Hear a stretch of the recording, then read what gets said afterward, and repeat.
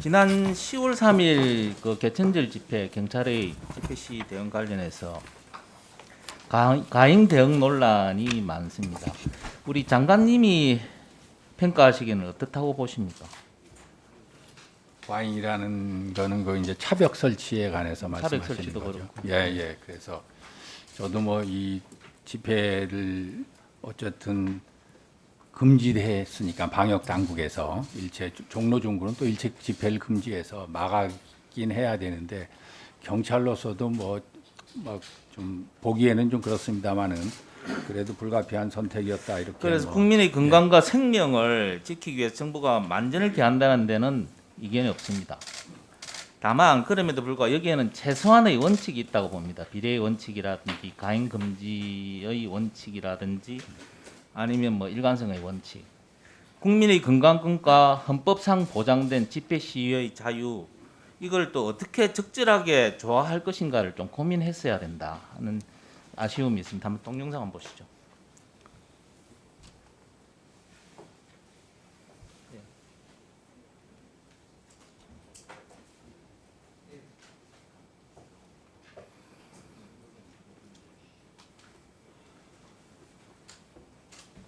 자, 저기 보시면 드라이브 스루도 안 불법 됩니다. 차량 시위 운전자는 현행범 체포, 벌금 부과 등 사법 처리는 물론 운전면허 정지, 취소를 병행하고 차량은 즉시 개년하는 등 대인 대물에 대해 모든 조치를 다할 것입니다.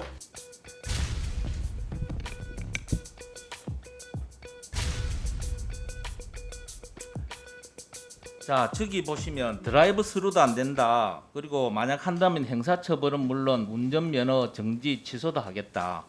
그리고 당일에는 소위 재인산성이라는 걸 구축하고 10,000명이 넘는 경찰관을 통해서 불신 검문을 했습니다.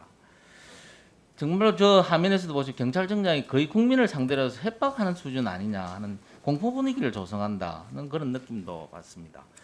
장관님, 다른 거는 차치하고요. 드라이브 스루 방식이 과연 간염병 예방, 전염병 감염의 위험성이 있다고 보십니까?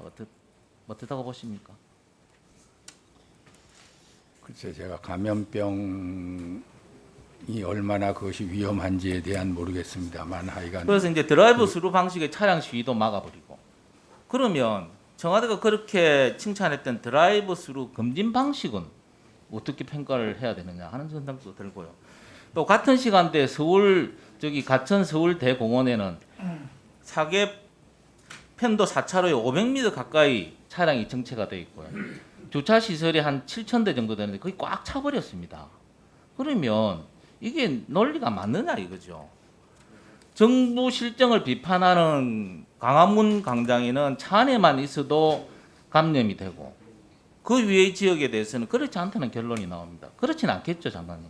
예, 그 양쪽을 비교해서 말씀하시니까 좀 그래서 뭐 여러 가지 국민의 건강, 뭐 생명, 코로나 감염 예방해야 되는 건 알지만 좀 동일한 잣대에 의해서 우리가 이 통제를 하고 관리를 좀 해주셔야 되는 게 아닌가 하는 그런 생각을 합니다. 집회 관련 지금 저희들이 논란이 많습니다. 좀 너무 과잉 대응한 거다, 적절한 대응이었다를 놓고 지금 논란이 상당한 것 같습니다. 근데 저는 제 기억으로는 아마 장관님 임기 동안에 현재 정부에서 혹시 집회를 과하게 과잉 진압했다거나 진보 보수를 떠나서 그런 이야기 혹시 들어보신 적 있습니까? 현재까지 그런 충돌은 없는 걸로 제가 뭐 여러 번 예. 확인했습니다. 예, 제가 정부에서 일할 때도 거의 청와대도 보면 너무 과하다 할 정도로 매일 주말 그 확성기를 틀어놓고 정말 입에 담지 못할 욕을 하면서도 거의 매주 집회를 진행을 하는데 거기에 어떤 경찰의 과잉 대응이나 이런 건 하나도 없었습니다. 집회가 저는 정말 이렇게까지 보장이 되고 있구나 할 정도로 집회와 시위에 관한 것들이 완벽하게 보장이 되었다고 생각이 듭니다. 근데 지금은 다른 세상이거든요. 즉 그 코로나19 문제로 해서 큰 변화가 생겼습니다. 그리고 그런 증거들이 있잖아요. 광화문 집회 이후에 많은 국민들이 고통을 겪었습니다. 사랑제일교회 확진자가 1,168명이 증가를 했고요. 진료 예상액만 75억 원입니다.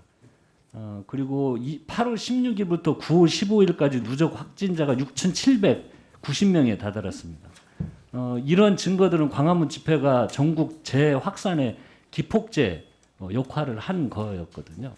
그럼 이 결과로 또 우리 얼마나 많은 국민들이 고통에 시달렸습니까? 그 숙박 음식업자 종사자 15만 1천 명이 줄었고요. 감소폭이 7월 12만 명보다도 더 커졌습니다. 교육 서비스업 종사자는요. 7월에 1만 8천 명 증가했으나 8월에는 5천 명이 감소했습니다. 경제를 한번 볼까요? 그 OECD에서 8월 11일 날 한국 경제 보고서를 통해 가지고 우리 성장률 전망치를 마이너스 1.2%에서 0.8%로 마이너스 0.8%로 상향 조정했습니다. 코로나가 재확산되면서 다시 성장률을 조정을 했는데 마이너스 1% 하향 전망했습니다. 경제에도 직접적인 영향을 줬고요. 특히 제일 중요한 건 코로나19는 고연령층의 생명에 영향을 준다는 것입니다. 우리 국민의 생명권과도 연결이 되어 있습니다. 정부는 이러한 일이 실제로 광화문 집회를 통해서 벌어졌기 때문에 저는 개천절에는 이런 일이 다시는 일어나지 않도록 하는 것이 정부의 가장 기본적인 책무라고 생각을 하고 이번에 이걸 방지하기 위해서 저는 그 광화문에 경찰의 대응은 효과적이었고 효율적이었다고 생각이 듭니다. 그래서 집회가 끝나는데 어떻습니까? 광화문 집회 이후와는 양상이 확연히 다르지 않습니까? 추석 이후에 많은 국민들이 코로나19가 다시 확산될 거라고 높아심을 가졌지만 현재까지는 다행스럽게 어떤 국민들이 우려하실 만큼 재확산 이런 건 없는 것 같습니다.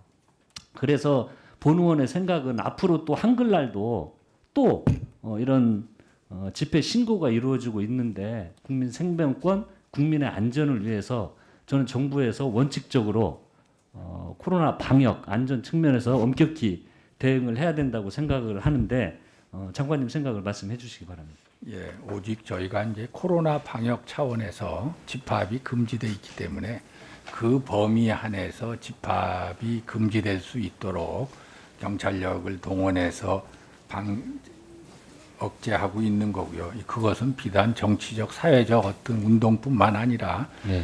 운동도 지금 전부 무관중으로 하지 않습니까? 네. 그러나 이제 그분들은 다 이제 무관중으로 하자 그러면 다 지켜주고 있고 또 뭐 공연도 다 이제 무관중으로 하는데 이 집회는 이제 모이지 않고 뭐 온라인으로만 하자든지 이런 게 잘 지켜지면 경찰이 그럴 필요까지는 없겠죠. 네. 그러나 이제 그것이 안 지켜질 우려가 있기 때문에 그게 또 이제 8.15 집회에서 좀 그런 경우가 나타났기 때문에 경찰이 그런 불가피한 조치를 취했다 저는 생각하고 있습니다.